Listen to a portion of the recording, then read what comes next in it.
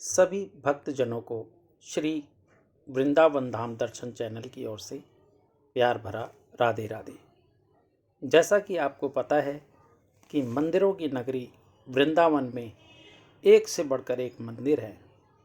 मथुरा वृंदावन को कान्हा की नगरी कहा जाता है, इसलिए यहाँ के हर मंदिर से भगवान कृष्ण की लीलाओं की अनंत कहानियाँ जुड़ी हुई है। इससे पहले हमने आपको वृंदावन स्थित तटीय स्थान के बारे में जानकारी प्रदान की थी, जिसका लिंक डिस्क्रिप्शन में दिया गया है।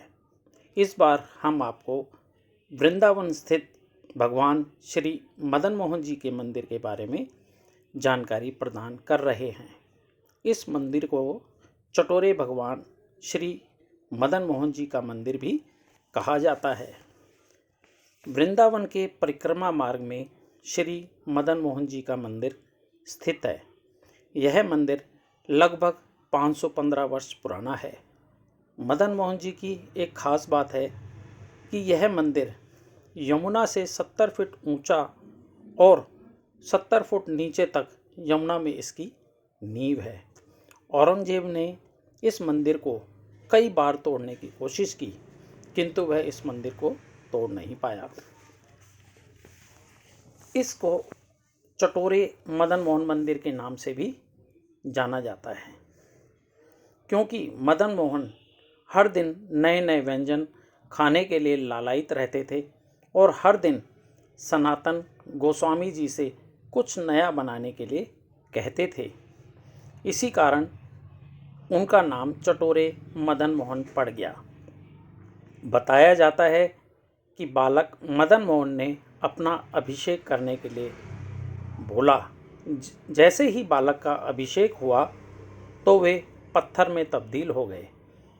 मदन मोहन जी भगवान श्री कृष्ण के ही अवतार थे।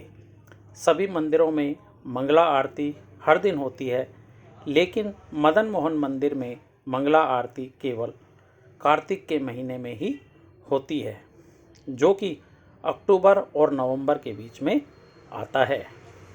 कहा जाता है कि मदन मोहन जी का जन्म यमुना जी से हुआ था।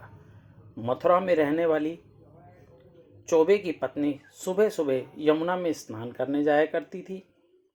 एक दिन चौबे जी की पत्नी यमुना में स्नान करने गई तो उन्होंने यमुना के किनारे मदन मोहन जी को पानी में खेलते हुए देखा।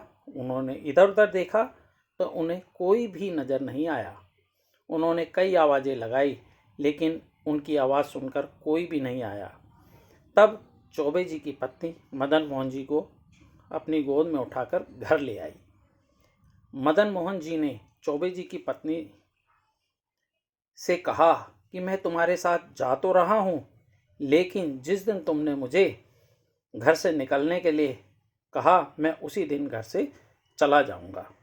थोड़ा बड़ा होने पर मदन मोहन जी ने मथुरा के लोगों को परेशान करना शुरू कर दिया। कभी किसी का माखन चुरा लेते तो कभी किसी की मिश्री चुरा लेते। मदन मोहन जी के इस व्यवहार को देखकर मथुरा के लोग परेशान हो गए और मदन मोहन जी की शिकायत चौबे की पत्नी से करने लगे। एक दिन शिकायत सुनने के बाद चौबे जी की पत्नी को काफ़ी गुस्सा आया और उन्होंने गुस्से में मदन मोहन जी को घर से निकल जाने के लिए कह दिया। कहा कि मैं तुम्हारी हरकतों से काफ़ी परेशान हो गई हूँ। उसी समय वहाँ से सनातन गोस्वामी जी जा रहे थे, तो मदन मोहन जी ने सनातन गोस्वामी जी को रोककर कहा कि बाबा, मुझे आपके साथ चलना है। इसके बाद वह सनातन गोस्वामी जी के साथ चल दिए। रास्ते में सनातन गोस्वामी जी ने मदन मोहन जी से कहा कि मैं तुम्हें अपने साथ ले तो जा रहा हूँ, लेकिन मैं तुम्हें जैसा खिलाऊंगा वैसा खाना पड़ेगा और जैसा रखूँगा वैसा रहना पड़ेगा। तो मदन मोहन जी ने उनसे वादा किया कि आप जैसा खिलाएंगे मैं वैसा खाऊंगा और जैसा रखोगे मैं वैसा ही रहूँगा। इतना कहकर सनातन गोस्वामी जी मदन मोहन जी को अपने साथ वृंदावन ले आए और वृंदावन के एक टीले में रहने लगे। गोस्वामी जी वृंदावन से आटा मांग कर लाते और यमुना के जल में गूंथकर उसकी रोटी बनाते। पहले मदन मोहन जी को खिलाते और बाद में खुद खाते। डेली यही रूटीन चलता रहा। एक दिन मदन मोहन जी ने गोस्वामी जी से कहा कि मुझे यह बिना नमक की रोटी अच्छी नहीं लगती है, नमक की रोटी बनाओ। इस पर सनातन गोस्वामी जी को गुस्सा आया। उन्होंने कहा कि आज तो तुम नमक मांग रहे हो, कल खीर पूड़ी मांगोगे, फिर मिठाई मांगोगे। मैं अपनी साधना में ध्यान लगाऊं या तुम्हारे लिए खाने का ही इंतजाम करता रहूं? भक्त और भगवान के बीच में ऐसा ही एक रिश्ता होता है। एक बार रामदास नाम का एक व्यापारी, जो कि सेंधा नमक का व्यापार करता था, दिल्ली से चलकर मथुरा जा रहा था। रास्ते में नदी में उसका जहाज फंस गया। वृंदावन पहुंचने में जब उनका जहाज फंस गया तो काफ़ी कोशिश की, लेकिन वो जहाज बाहर नहीं निकला। व्यापारी रामदास ने देखा कि कोई संत टीले पर बैठे हैं। वह सनातन गोस्वामी जी के पास आए और उन्होंने बताया कि मेरा जहाज यमुना में फंस गया है और काफ़ी प्रयास करने पर निकल नहीं रहा है, कृपा करके कोई उपाय बताएं। सनातन गोस्वामी जी ने मदन मोहन जी की तरफ इशारा करते हुए कहा कि आपकी इस समस्या का निदान यमुना के किनारे खेल रहा हुआ बालक कर सकता है। आप उसके पास जाओ और उन्हें अपनी समस्या बताओ। व्यापारी रामदास मदन मोहन जी के पास गए और उन्हें सारी घटना का बताया। मदन मोहन जी ने कहा कि तुम्हारे जहाज में क्या भरा हुआ है? उन्होंने बताया कि प्रभु, मेरे जहाज में सेंधा नमक और फल भरे हुए हैं। मदन मोहन जी ने कहा, तुम्हारा जहाज तो निकल जाएगा, लेकिन इसके बदले में मुझे क्या मिलेगा? तब रामदास जी ने कहा कि मेरे जहाज में तो सेंधा नमक और फल था, जो कि पानी में भीग कर खराब हो गया है। मैं आपकी क्या मदद कर सकता हूँ? तब मदन मोहन जी ने उनसे कहा कि आप अपने जहाज पर जाओ, देखो तुम्हारे सामान का कुछ भी नहीं बिगड़ा है।